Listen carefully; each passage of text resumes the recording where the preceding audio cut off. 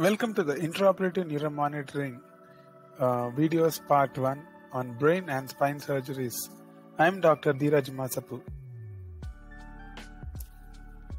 In this video, I will be covering the basics of intraoperative neuromonitoring the patients should know before coming for brain and spine surgeries.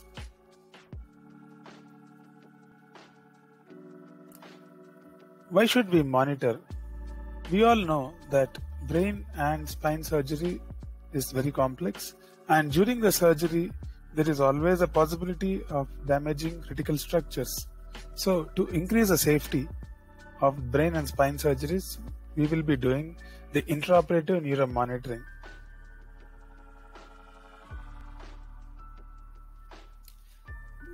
So preoperative planning will be done by neurosurgeon and the electrophysiologist and anesthetist. So they will decide the type of monitoring which has to be done for you based on the type of the surgery.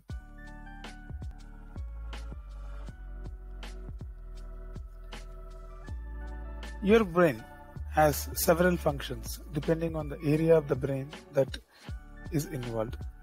But for practical purposes, we will be monitoring two important functions. Number one is the hand and leg movement area, that is called the motor area, which is very helpful in writing and playing any instruments. And the second important function that we would be interested in monitoring is your talking, that we call as speech.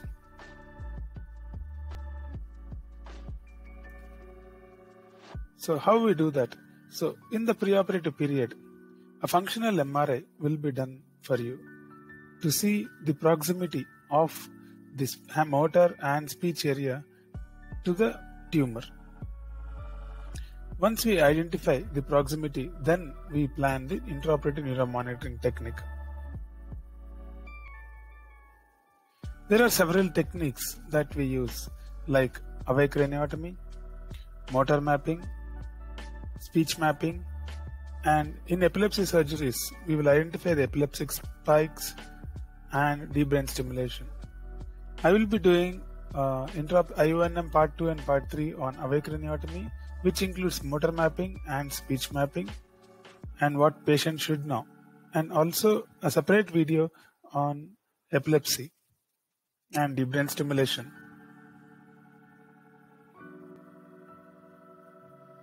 Coming to the spine surgery.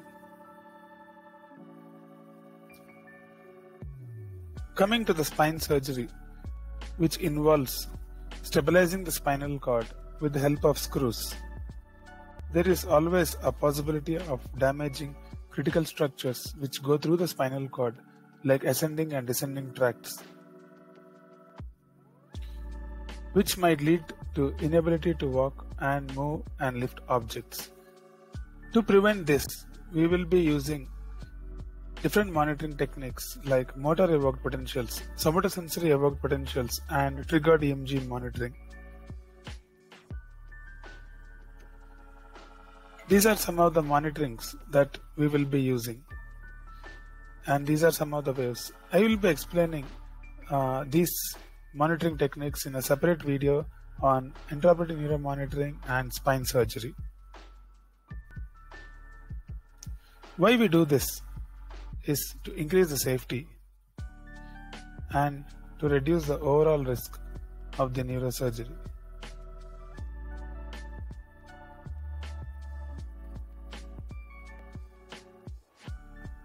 Thank you very much for patient viewing, and please subscribe to the channel and click on the bell button.